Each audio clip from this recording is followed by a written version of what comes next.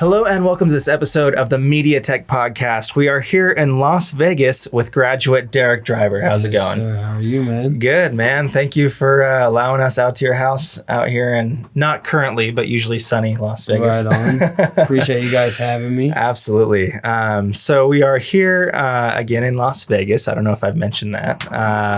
Doing a graduated episode with Darryck Driver here. You graduated MediaTech Dallas in 2017 or 16? 16. December of 16, yep. December of 16. And I'm not sure if your episode will be up when this podcast goes up, but to whoever is listening out there, whether on YouTube or elsewhere, go ahead and check out the MediaTech YouTube page, see if that's up.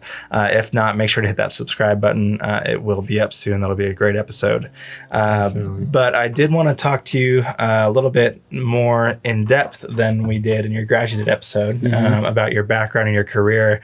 And especially when we get to it, your move here to Las Vegas, because you graduated from the Dallas campus, but you're not even from Dallas, which is interesting. No, sir. So where are you from? I'm originally from Missouri, Jefferson City, Missouri. I was born and raised there. And I left 2015 when I went to Dallas to attend MediaTech. Cool. What was it like growing up in, I'm sure that was a huge town, huh? No, not even by the slightest bit. Population of 42,000, so it's everybody knows everybody. Real country, a little racist, that type of thing. Real just stuck in their ways. They're a little far behind time. There's not really any money there, so it's just like, you just got to make do with what you have, type of thing. Cool. And you were a wrestler, right? Yeah. Definitely. Cool. From an early age, or when did you start? Yeah, I started when I was 4. Started wrestling when I was 4. Yeah. Wow. Stopped when I was like 15, 16. And you started because your dad was a wrestler, right? Yeah. And definitely. Did that become a passion for you, or? It did. And I didn't even know early on that I would become passionate about it. Like when I started, it kind of felt like I was forced to do it. But as I'm starting to understand like the different levels to it, like the commitment it takes and the drive that it makes you have, and like how far you have to push yourself past the point where you say that's enough, and just self-awareness of what you can take and just different things like that. Like that's when I became passionate about wrestling. I got to take those real life skills with me and put it into different things that I'm doing. That's when I became passionate about wrestling. Cool. And then I guess the next big thing in your life was you discovered Rock Band, right? Yeah. What was that like? Like, did you really develop like a passion for that video game initially before you even started playing the drums? I had never played it before that. My parents got it one Christmas. They got the Wii, and we got Rock Band, and we got like Just Dance and different things like that. And yeah, me and my family were just locked in on Rock Band. I was on the drums, my brother was on guitar, my dad was on bass, and my mom and my sister were singing. So the whole family was locked in all Christmas break. And after Christmas break, I was like still addicted to it.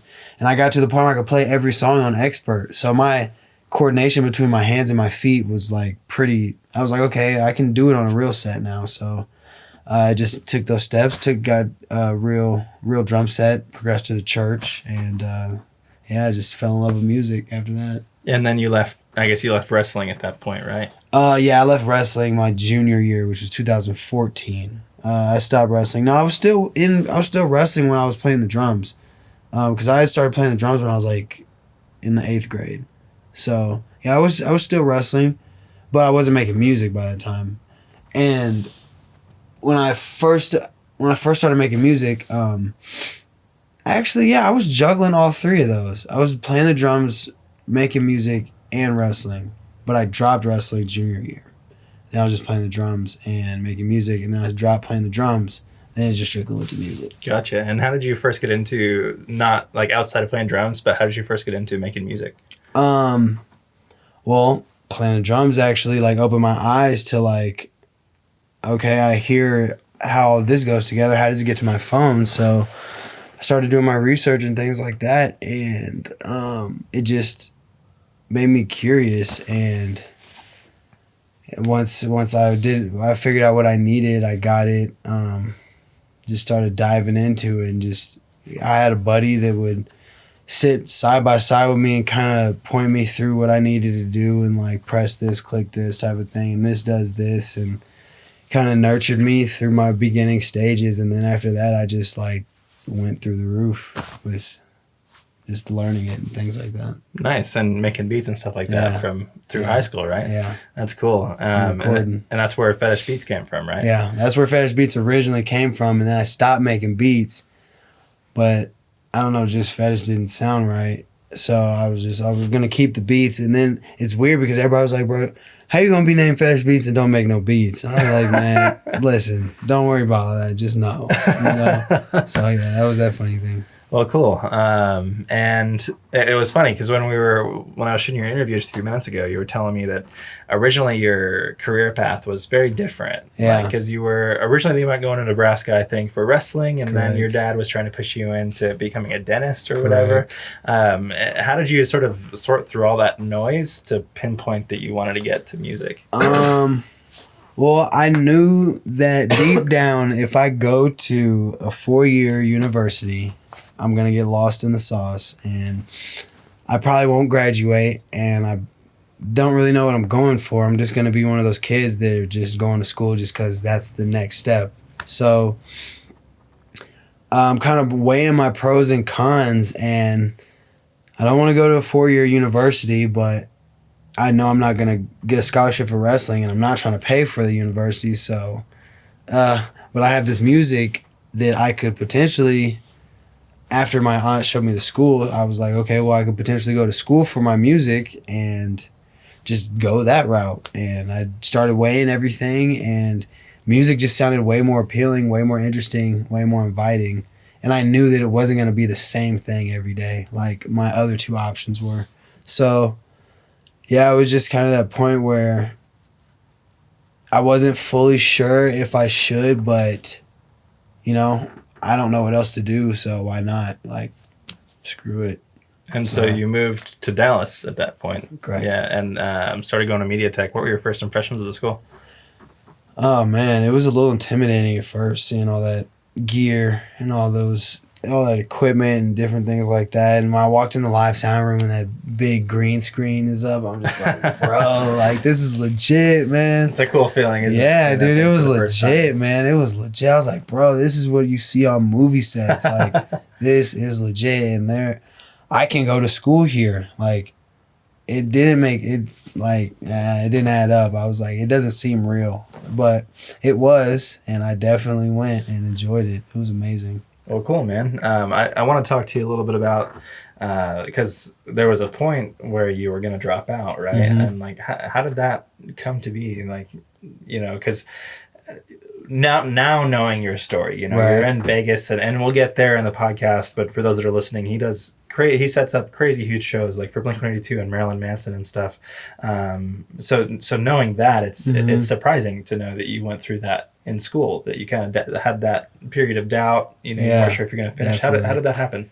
So me and my colleague Trez, that I started making music with, had this project going. It was like kind of like a big follow-up project. A lot of people were anticipating it.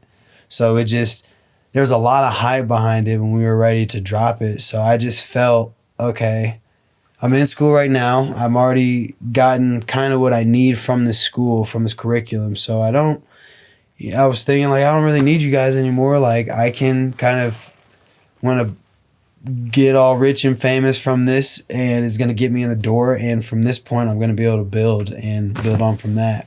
Did not happen like that.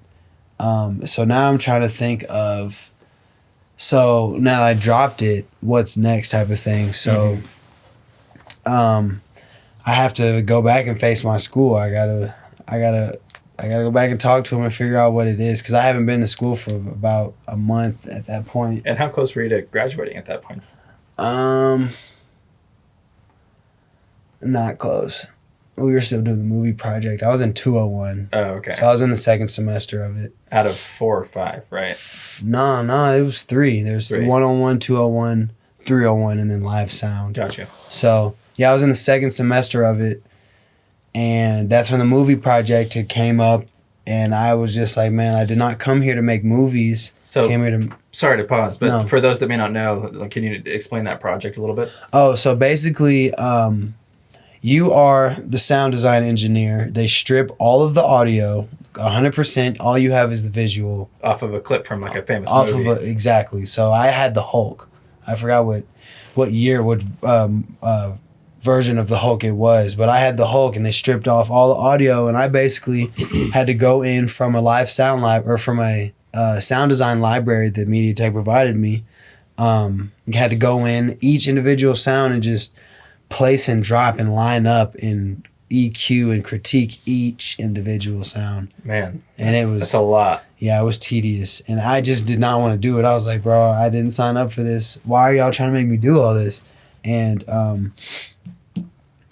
at that point, I was just overwhelmed a little bit. Mm-hmm. I didn't really want to do it. I didn't really want to try anything new. I was just like kind of stuck in my studio ways, like just wanting to be an engineer. I didn't even really know what I wanted to do at that point. Like I just wanted to make music.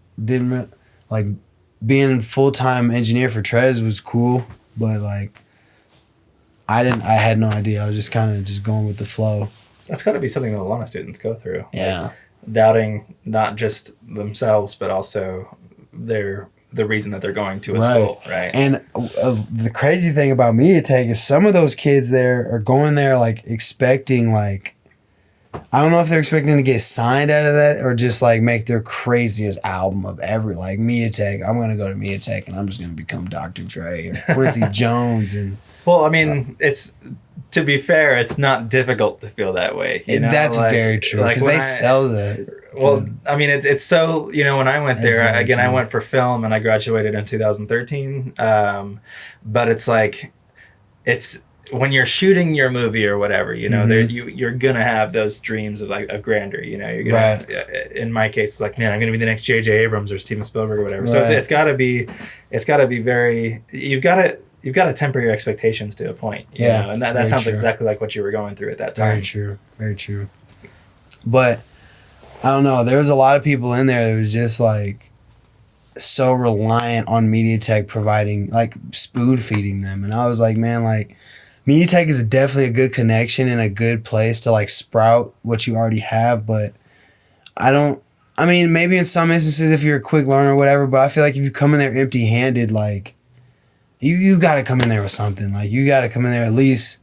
Like you knew a little bit before you went there, right? A little bit. And then also I think one thing that helped me and one thing that I see the students that go through that are very successful is maybe they may or may not have had some prior experience, but they were super hungry for it. Yeah. That's another thing, like being passionate about it and a quick learner. Yeah. Like, I feel like quick learning comes from you wanting to learn it and you wanting to be a part of it. So I don't know. I feel like some people were just going in there expecting everything to be given to them, like, I don't know. Like a free pass to being Dr. Dre. Exactly, type of thing. And so back to how you were feeling. Like, I guess you hadn't gone to school for a while, and then a couple of weeks, and then you went back home for Christmas, right? Yeah, I went back home, and I talked to my mom. She had just gave me words of wisdom, like, man, this dropping out is just not the smart thing to do. And I was just weighing out my pros and cons with her, just rapping back and forth with her. And she got to saying, like, it's not only about the piece of paper, but it's about like having that evidence that you have started something and actually followed through with it, and you show that commitment and that you're loyal type of thing. And that not only for that employers, but mentors or different people that could potentially give me an opportunity. That's something that they can go back and look on my resume and say, okay, well, he's done X, Y, and Z and actually followed through and executed it. And boom. That's cool, man. And so at that point were you fully decided to go back? Because I know you had a meeting with the president, Tracy. At that point, I had considered it more. Like, at that point, I knew, like, okay, whether I like it or not, I have to do this at that point. And then when I talked to Tracy was kind of like, well, if you don't, you're still going to owe us and you're not going to have anything. So I was like, okay. So now I really got to lock in. And she is such a sweet woman. Yeah, she is. She is. But I needed that kick in the rear end, like, get up, man. Like, I feel like that's kind of how I learned. Like, you just got to, like, pushed me a little bit. Like, she wasn't like brutal or nothing like that, but she was like, come on now, like, you gotta, come on, man, like, step up to the plate. I mean, it must have been surprising, I guess, for her to have seen you kind of go through the school, and then to see on your record that you hadn't been to school for a while, right? Yeah. I guess she must have been concerned and talked you through Definitely. all that. I could feel it in her voice when we were talking. Like, I could feel that she was a little concerned about it. But at that time, like, I was just like, I don't know, man. I just really didn't care about anything. I just thought I was Superman and thought I could do it all myself, man. Really. I mean, that happens, you know. Yeah. But so I guess it's thanks to your mom and to Tracy that you went back to school, right? Very much so. And if it wasn't for those two ladies, like, I wouldn't have graduated. I wouldn't have gone back. Man, well, that's awesome. That's dope. So you said there was a job fair, right? And the job fairs at MediaTech are no joke, by the way. They're awesome. They're dope. They're legit. I didn't think they were legit when they sent out the text, but when I got there, it was like everybody was engaging. There was like a lot of companies that I didn't have that connection with, but like for the most part, everybody was engaging. Everybody was enthusiastic. Like, it was a very good environment to be in. That's cool. And you had made a couple of connections and started building your career outside of school while still going to school, right? Yeah. Like, once I learned how to be more savvy with, like, someone, like, for a client type of thing, when I learned how to be more communicative and be more of that engineer that isn't just pressing buttons. Like, I'm actually engaged with you. Hey, bro, I think you should do this like this, and actually, like, constructively criticize them to the end goal. Like, actually help them instead of just pressing buttons. So, like, once I got to that point with MediaTech, I was able to continue with my client base outside of MediaTech and just keep that routine going and just keep that relationship going with different people.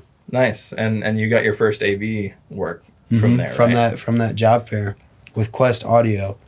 At the job fair. And it was funny that day. I was talking to Miss Claire, and she was... From Quest? From Quest, sorry. I was talking to Claire from Quest, and she was like... We were just talking back and forth about my experience and the things that I do or whatever. And I showed her my resume, and she was like, okay, well, that's awesome. Are you free? It was like a Wednesday. She's like, are you free Friday?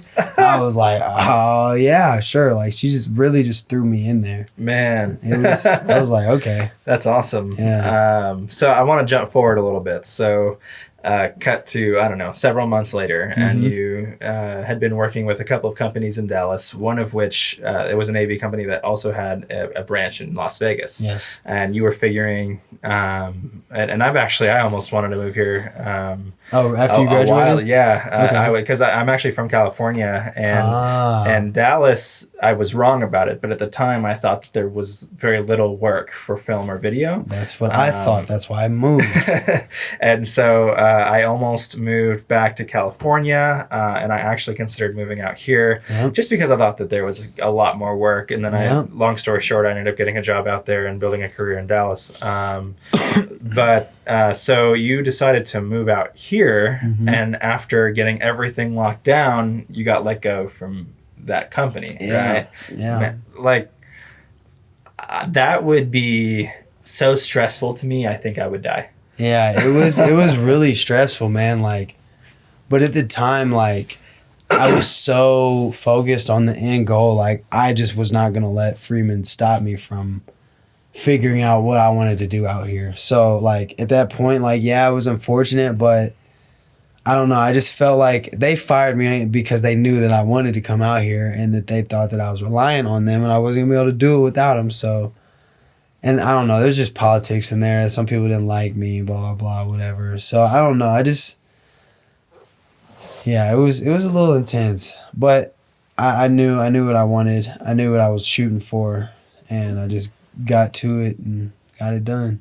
Well, that's cool, man. So you one thing that impressed me with your interview was you were talking about how like the importance of building connections, and that's one thing that when students or people that are looking for a job or wondering how they're going to do once they graduate or whatever, it's the first thing I tell them is it's like 90% the connections that you It's make. not what you know, it's who you know. Exactly. Like 90% what you know, other way around. 90% who you know, 10% what you know. Yeah. And you've got to, you can't be obnoxious or annoying about it, but you have to go down and knock on doors. Exactly. You have to be persistent and talk to people and get outside of your comfort zone. Yeah. And meet people. Like go up to like, you know, half of the connections I've made in my life are I see someone over there that I know is very successful. You just get that energy. Like you go over there, you have to go say something. You have to go shake their hand. Yeah. And that sounds like that's what you did when you moved here, right? And so within a month, you had an AV job already. Not with the company that you were with before, but a brand new connection you made already. And you started building that. Like,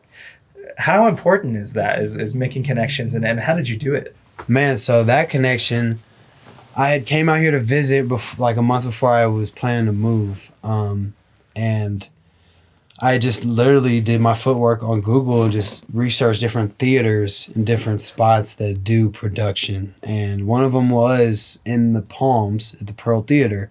And I went to the Pearl Theater at the front desk, and ironically, I don't know what Tom does. I don't know if he's the owner, but he's like the head over the guy that owns the production company. He's like the manager for the Pearl Theater. Like, he's the top guy in the Pearl Theater. Gotcha. So I ironically ran into him, and I was like, so who does your production for this venue? And he gave me Paul Goldman's number and shot him a text, shot my resume through the email, and just different things like that. And that was how I got my first connection, just literally getting out here and doing the footwork. Man, that's so cool. Yeah. Like, just that you went up to the desk and that led to the connection. Dude, it was so random. And when people ask me that, like when I work with people at that company, they're like, how do you know Paul? And I tell them that story, they're like, bro, that was like so random. So just luck of the draw. The same thing, the same way I got in the union, bro. Just luck of the, like, just knowing what I want and just like sticking to it and just going for it. Just like not taking no for an answer type of thing. Well, awesome. And then that was a year ago or so. Yeah, I've been everything for about a year. And since then, so we just went over your list of jobs in the last year, or some of the bigger ones at least. You've worked on Marilyn Manson shows, Blink-182 shows, Whitesnake shows, Kiss shows. Like, oh my gosh, like the list goes on. What is that like? Like when you step out, let's say you're doing Blank or Marilyn Manson or whatever, someone huge, you know? It's dope, man, especially like seeing like people that aren't involved in it and seeing how energetic they are when I say that. They're like, oh my gosh, like, bro, you did a Blink-182 show? Like, bro, I know that was so great. I mean, that's my dream. Yeah, man, it's dope to be able to see and like attend those shows for free, like getting paid to watch the show is like, it's dope, man. It's an amazing feeling. Like, and then to see the enjoyment of the people in the audience. Yes, and that is the best part of the show, just to see how the crowd reacts to the talent on stage. Like, and see, like Marilyn Manson was crazy because his is kind of like demonic a little bit, like dark, but like he's an interesting how guy. passionate his fans were for anything that he did on that stage, man. I was just like, wow. It felt like a cult kind of like, dude, like his fans are so kind of like a Kid Cudi fan. Like they either love you, or they just hate you and just don't want anything to do. But then it must be cool to be like, wow, you know, I contributed to this. Yeah, dude, that's one of the most fueling parts, is to be able to say like, dude, like that structure wouldn't be right there if I didn't plug it in, type of thing. Like just being able to say stuff like that it's dope. It's dope to be a part of bigger things like that. Cool. And then, so how is this AV work and kind of progressing through that industry and forming your career as a producer? It has opened my eyes to see that there's more than just making music. It is showing that there is like a corporate side to the industry, that there is like some consistency type of thing. Not saying that the music industry isn't consistent, but there are slow periods and fast periods, just like any other industry. But it just allowed me to yeah, just to see a different side, because I mean, you really only see like the struggling side of the industry, or the I was struggling, but then I jumped to fame, and then they get signed into a bad contract, and then they get fumble down from there. Just you've seen all these other stories, and just being able to see like a different side of the industry that no one glorifies, that no one ever talks about, but it's there. And if it wasn't there, a lot of these things wouldn't happen.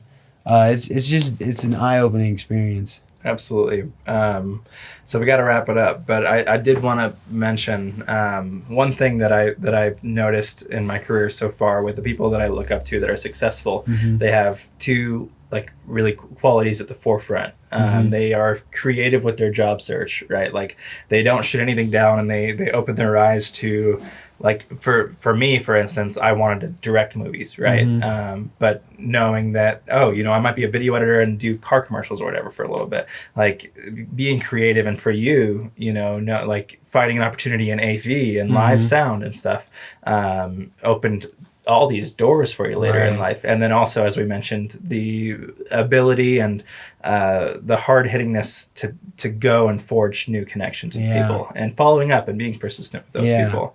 And it seems like those two things have been instrumental in your career so far. Yeah, man. Just because it's always nervousness there, especially like when you're going up to different connections and wanting to talk to them and whatnot or whatever. Like, that nervousness is always there, the move or everything, it's always there. But it's just like knowing what you want, knowing the end goal clearly, and having clarity in what you want, and just going, man. Just go. Awesome. Well, that's a great note to end on, man. Thank you so much for being on the podcast. For anybody that's absolutely, and thank you for having us at your house. Definitely. Here in Las Vegas. I don't know if I mentioned that. Always. Sin City, baby. For those that are listening, not on YouTube, make sure you go over to the YouTube page for MediaTech. We do lots of great videos. I mentioned we do graduate episodes, which are little mini docs over successful graduates. Mm-hmm. We do student of the month episodes, exactly what it sounds like. We go into the student life of some different students between Dallas and Houston. We do little tutorials over all the different programs at MediaTech and lots more. So please go hit the subscribe button over there and that bell icon, and make sure you subscribe to this podcast wherever you're listening to it. And if you're interested in a career in audio production or digital film and video, animation, I don't know if you heard about this, but they're about to do acting and makeup as well. Oh, wow. Yeah, really? It's really cool. Starting in January 2020. It's really cool. I wonder if they're going to build on the campus at all too. I don't know about that, but that'd be awesome. They would. But I mean, awesome. Just the ability, especially with acting and makeup, for like the film and audio guys to be able to work with like voice performers or whatever, it's going to open up so many doors for students. But yeah, if you're interested in a career in any of those fields, go check out MediaTech.edu and schedule a free tour. They have campuses in Dallas and Houston, and I'm sure Darryck would agree. The minute you get in there and see those studios and facilities, you're going to be sold. Hey man, it'll sell you real quick. And the instructors, now, as amazing as the facilities are, the instructors are even better. So make sure you go check out MediaTech.edu, subscribe wherever you're listening to this podcast, and we'll see you again next week with another episode. Thank you, guys. All right, you guys.